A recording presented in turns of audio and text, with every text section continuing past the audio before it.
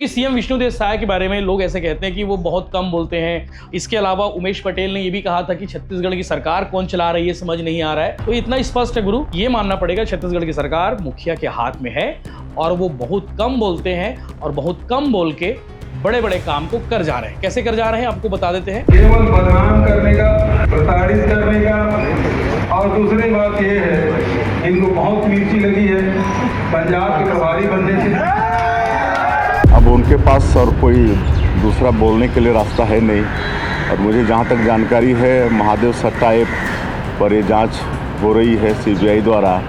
और सबको मालूम है कि किस तरह से हमारे छत्तीसगढ़ के युवाओं को सट्टा का लत कार्रवाई हमने की और हमको ये कहते, हम पे आरोप ये है कि हमने उसको संरक्षण दिया, प्रोटेक्शन मनी हमने लिया और ज़िंदगी बर्बाद हो रही थी और उसी की जांच सीबीआई कर रही है। कोई भी हो, दोषीदार और बख्शे नहीं जाएंगे, सबके ऊपर कार्रवाई तो होगी ही। छत्तीसगढ़ के पूर्व मुख्यमंत्री भूपेश बघेल ने तमाम कार्रवाई के बाद आज क्या कहा प्रेस कॉन्फ्रेंस में, और छत्तीसगढ़ के मुख्यमंत्री विष्णुदेव साय ने क्या बयान दिया है। और आपको बता दूं कि सीबीआई की टीम दोबारा पहुंची है अभिषेक महेश्वरी के घर पे। नमस्कार, जय जोहार, जय छत्तीसगढ़। कल यानी कि 26 मार्च का दिन सीबीआई के लिए रहा। सीबीआई और छत्तीसगढ़ के सियासी पारा के लिए जो बिल्कुल गर्मी की तरह चढ़ते जा रहा है। ऑनलाइन सट्टा ऐप महादेव बुक मामले में कल का दिन भर सीबीआई की टीम ने रेडमार कार्रवाई की।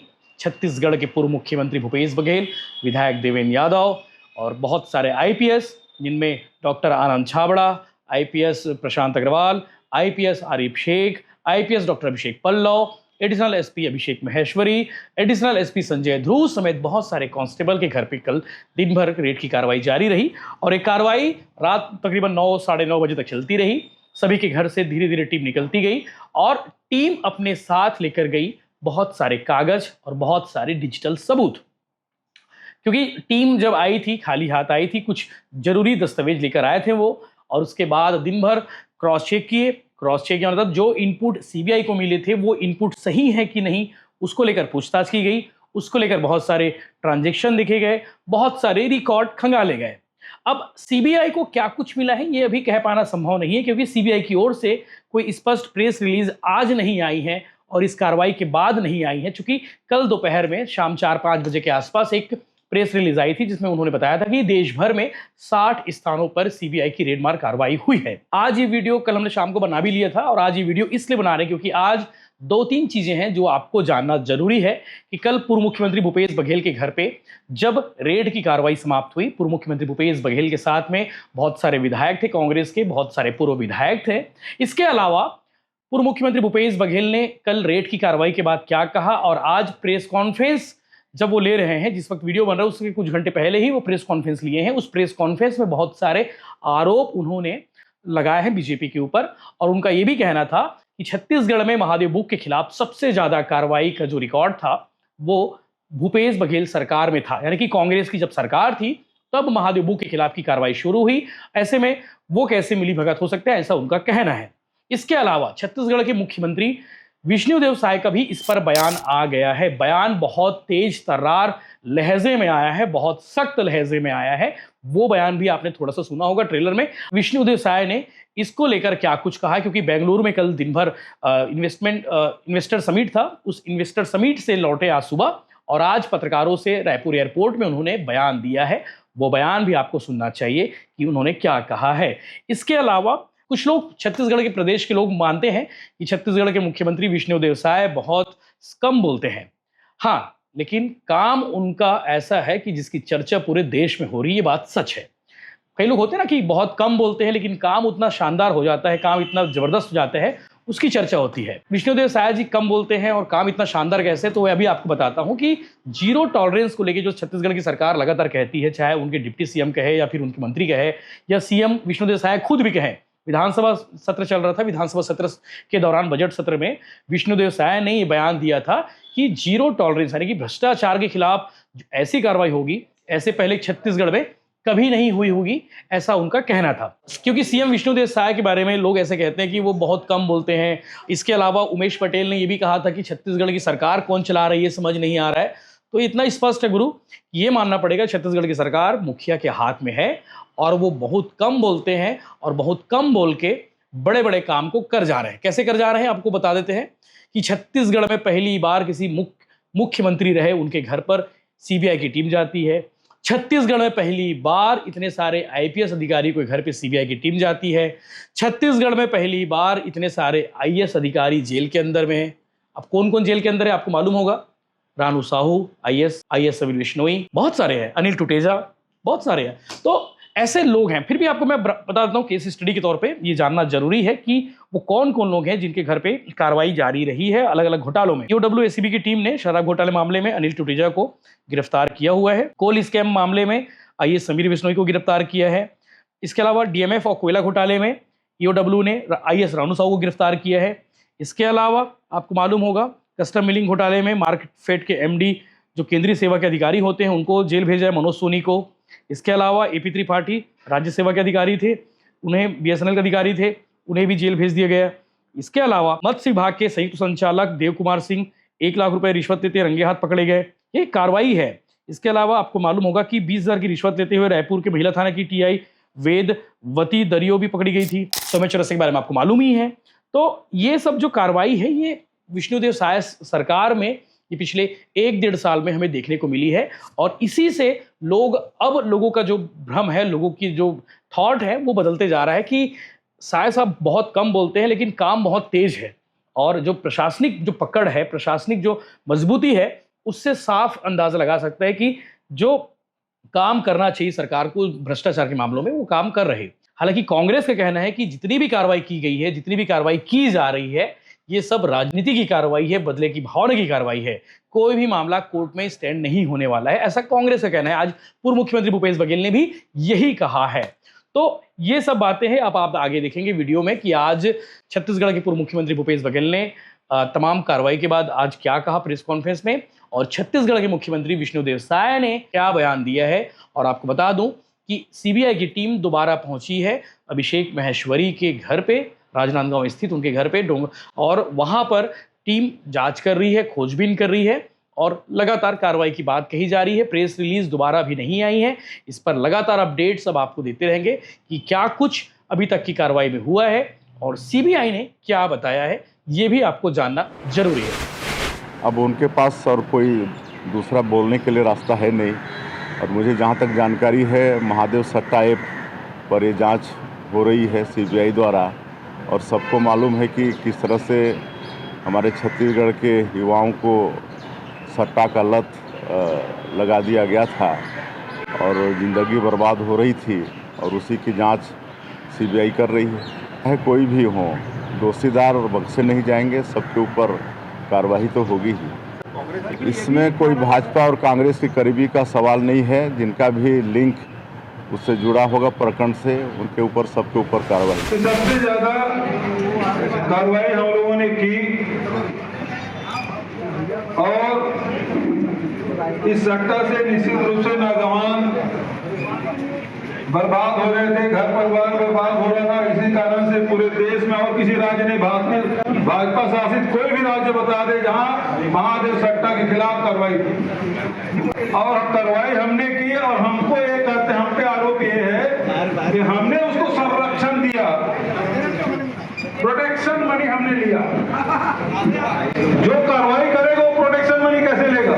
सही बात है।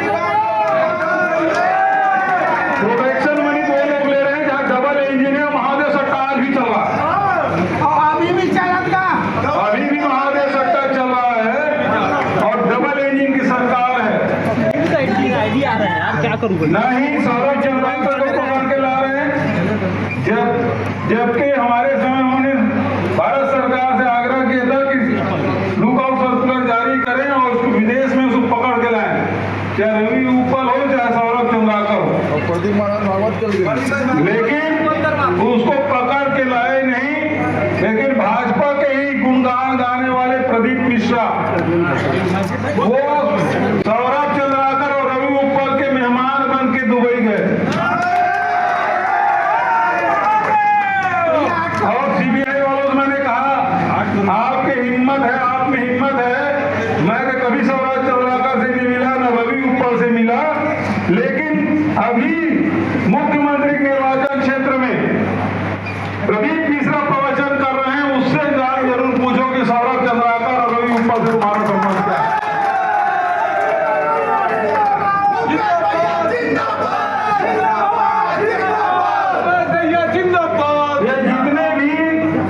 इस कांड में जुड़े हुए हैं। यदि असीम दास की बात करें तो पांडे जी के साथ फोटो है, और के पूछो तो रमन सिंह के साथ फोटो है, सौरभ चंद्राकर के साथ रमेश बैस का फोटो है। उसको पूछताछ नहीं कर रहे हैं। कार्रवाई हम लोगों के खिलाफ कार्रवाई की जा रही है। ये बेहद दुर्भाग्यजनक बात, पकड़ के ला नहीं रहे। जो आरोपी है उस पर कोई कार्रवाई नहीं हो रही है। ये विशुद्ध रूप से राजनीतिक कार्रवाई है, क्योंकि 30 तारीख को प्रधानमंत्री आने वाले हैं, तो उसके भाषण के कंटेंट बनाने के लिए एक छापा डाला गया।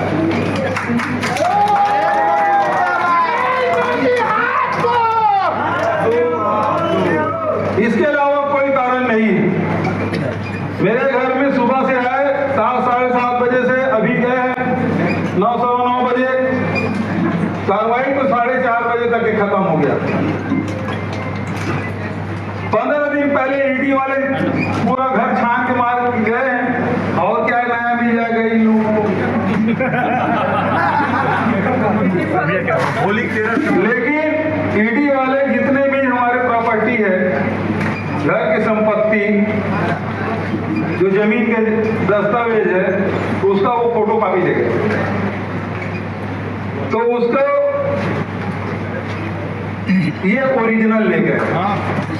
मैंने इनसे कहा भाई फोटो कॉपी कम से कम छोड़ दो, क्योंकि अब आपके बाद आईटी वाले आएंगे, ईओडब्ल्यू वाले आएंगे, पता नहीं और कौन कौन से, और उसके लिए कुछ तो छोड़ दो। हाँ, बताने के वो क्या ले जाएंगे, कैसे बताएंगे। लेकिन सारे ओरिजिनल पेपर ले गए, और ईडी के जो पिछले समय चैतन्य को बुलाए थे, तो उसका एक फाइल बना लेते कि क्या क्या उन्होंने जब मांगा और क्या क्या हमने दिया।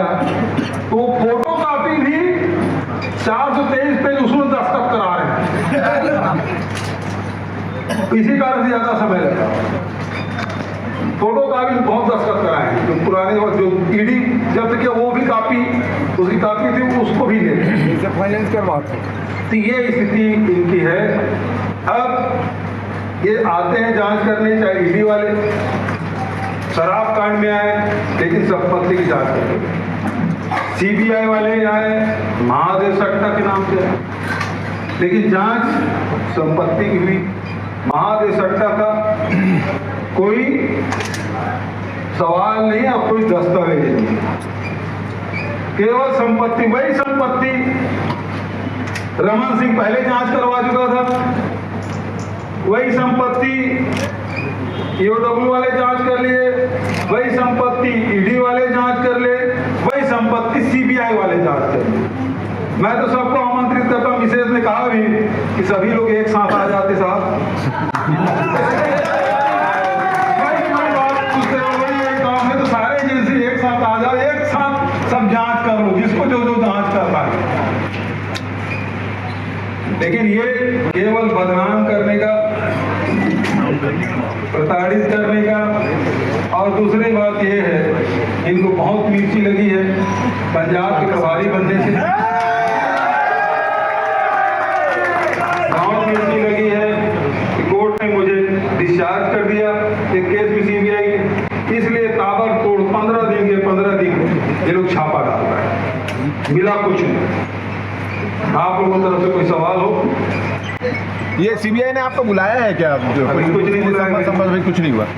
क्या क्या चीज ले गए आपके यहाँ से? कोई यहाँ तक वही तो ईडी वाले जो दस्तावेज ले गए, वही जमीन का, पूर्व डी जमीन का, विलायी जमीन का, मकान के जमीन का, मकान अब जो विधायकों को मिला है, सभी विधायकों को जैसे मिला था, मुझे भी मिला खनिज निगम खनिज नगर में, उसका दस्तावेज, इस मकान का रमन सिंह 3 बार जांच